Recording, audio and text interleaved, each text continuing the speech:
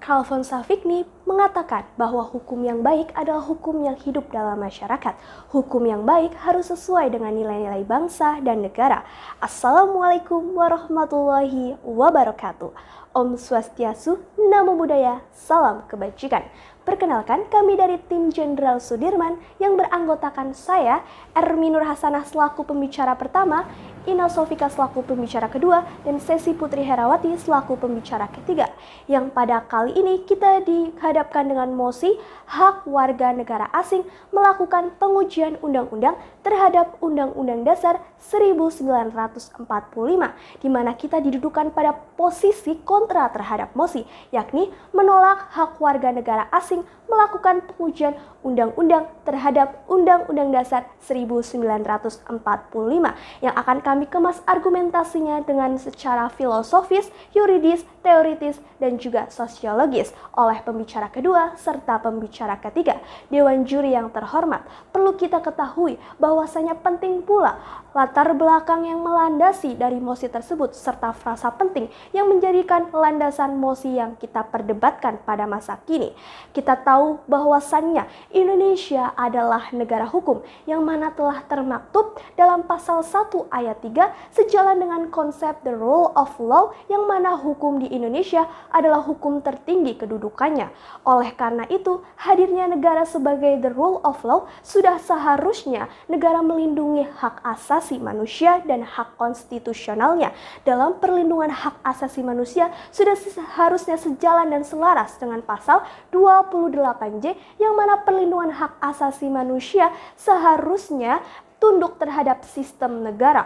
Oleh karena itu, dengan kaitannya pada mosi pengujian undang-undang terhadap Undang-Undang Dasar 1945 sudah seharusnya sesuai dengan pasal 24C ayat 1 dengan selaras pasal 51 ayat 1 Undang-Undang MK tahun 2020, di mana disebutkan yang dapat melakukan pengujian undang-undang terhadap Undang-Undang Dasar 1945 adalah warga negara Indonesia.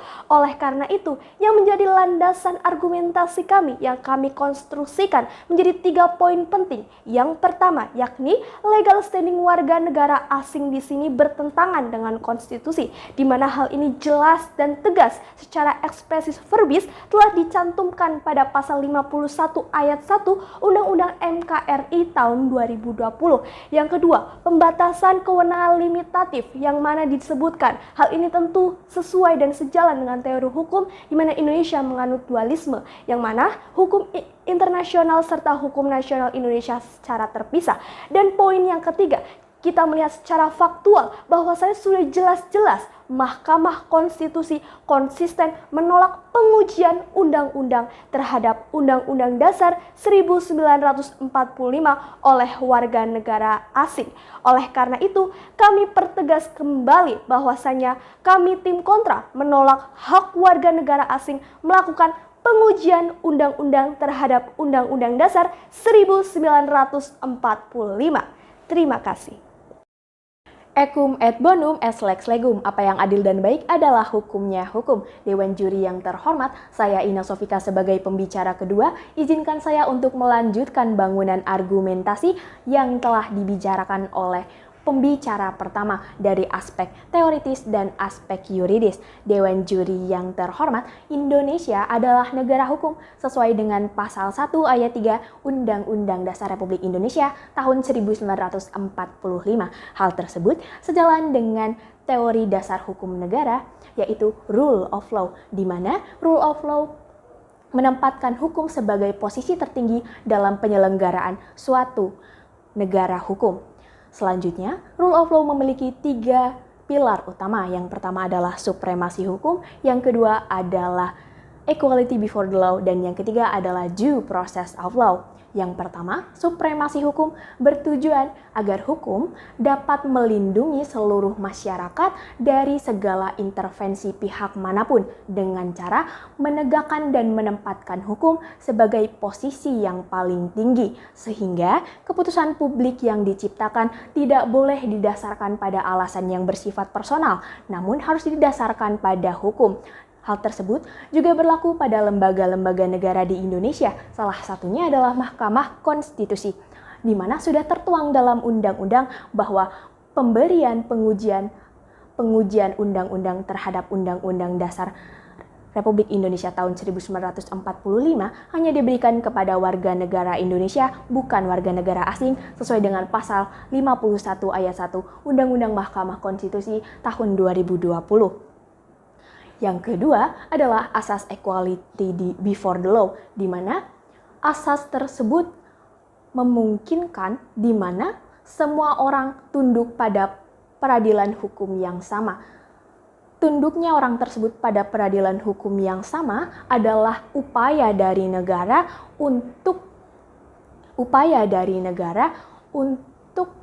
melakukan pelindungan kepada hak asasi manusia warga negara, yaitu hak konstitusional. Namun perlu dipahami bahwa hak asasi manusia di Indonesia adalah hak asasi yang sejalan dengan hak asasi yang dimiliki oleh orang lain dan juga tunduk terhadap pembatasan yang ditetapkan oleh undang-undang, yaitu tertuang dalam pasal 28J ayat 1 dan ayat 2. Selanjutnya, yang ketiga adalah due process of law, di mana due process of law adalah seperangkat prosedur, yaitu sebagai persyaratan dari hukum yang dijadikan sebagai landasan standar beracara yang juga berlaku sebagai universal. Sehingga dari hal tersebut kita dapat mengambil kutipan bahwa warga negara asing yang tinggal di Indonesia harus tunduk dan patuh pada peraturan perundang-undangan yang berlaku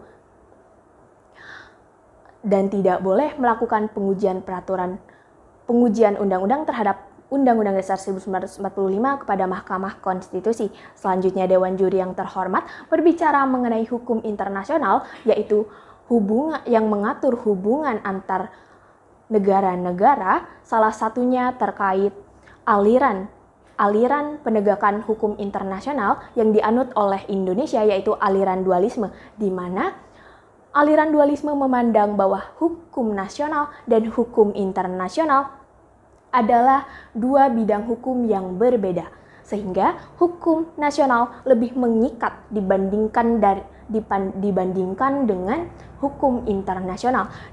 Maka apabila jika kita memberikan hak kepada warga negara asing untuk melakukan pengujian undang-undang terhadap Undang-Undang Dasar 1945, maka hal tersebut akan menyebabkan pelemahan terhadap konstitusi yang kita miliki.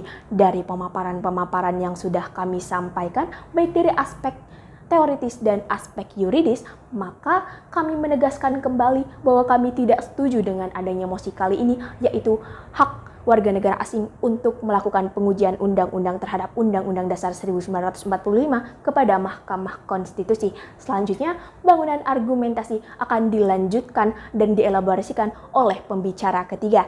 Terima kasih.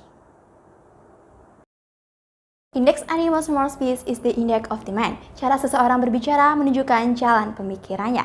Selamat siang Dewan Juri yang terhormat, sahabat konstitusi yang berbahagia. Masih segar kita dengar bersama, pembicara pertama dan kedua telah memaparkan argumentasi mosi pada kali hari ini yang dinilai tidak sesuai dengan nilai-nilai filosofis, teoritis, bahkan yuridis sendiri. Kini, izinkanlah saya, Sesi Putri Herawati, selaku pembicara ketiga akan mengkolaborasi dan mengokohkan kembali bangunan argumentasi kami. Namun, sebelum saya jauh melangkah, izinkan saya untuk mempertegas kembali bahwasanya tim kami memiliki 3 poin argumentasi.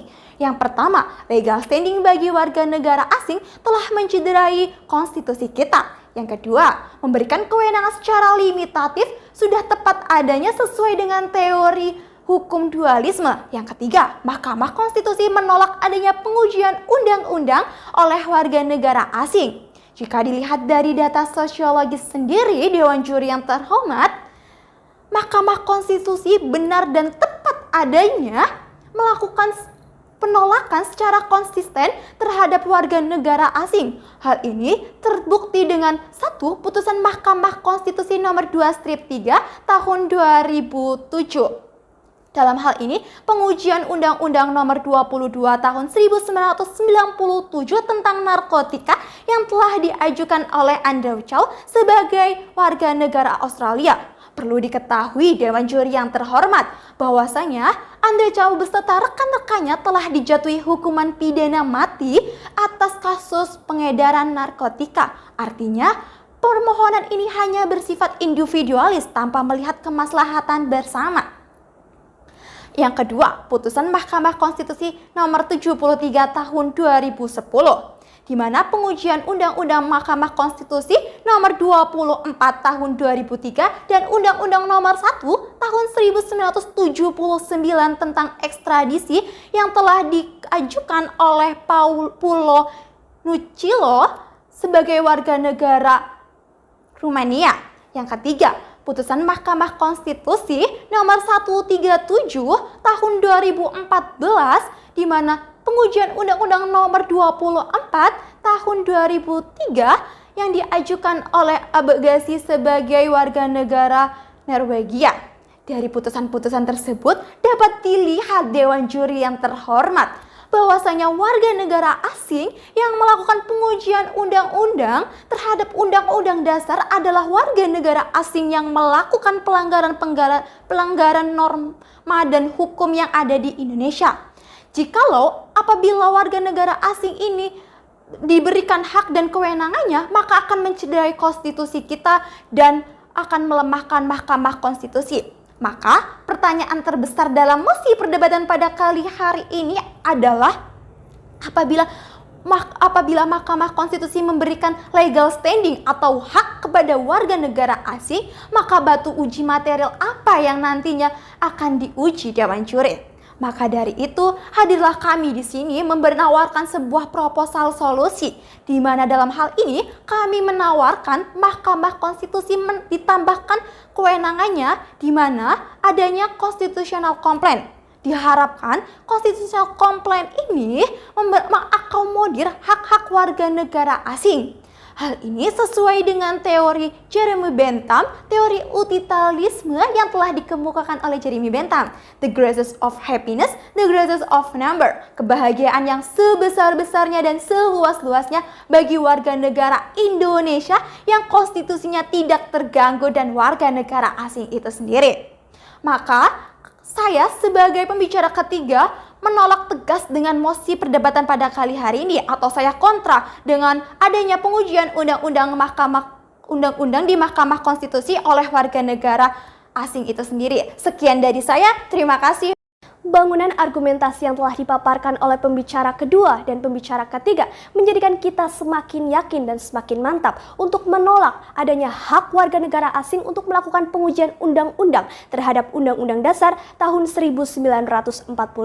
Ini jelas pada pasal 1 ayat 3 menyatakan Indonesia adalah negara hukum. Dalam mekanisme pengujian undang-undang terhadap Undang-Undang Dasar 1945 sudah seharusnya tunduk pada peraturan perundang-undangan. Oleh karena itu, dalam hal ini tentu mengacu pada pasal 51 ayat 1 Undang-Undang MKRI tahun 2020 yang menyatakan bahwa yang dapat menjadi pemohon dalam pengujian undang-undang terhadap Undang-Undang Dasar 1945 adalah perorangan warga negara Indonesia. Oleh karena itu, warga negara asing tidak dapat mengakomodir pengujian undang-undang terhadap Undang-Undang Dasar 1945. Dengan tegas, tim kami menolak hak warga negara asing melakukan pengujian undang-undang terhadap Undang-Undang Dasar 1945. Terima kasih.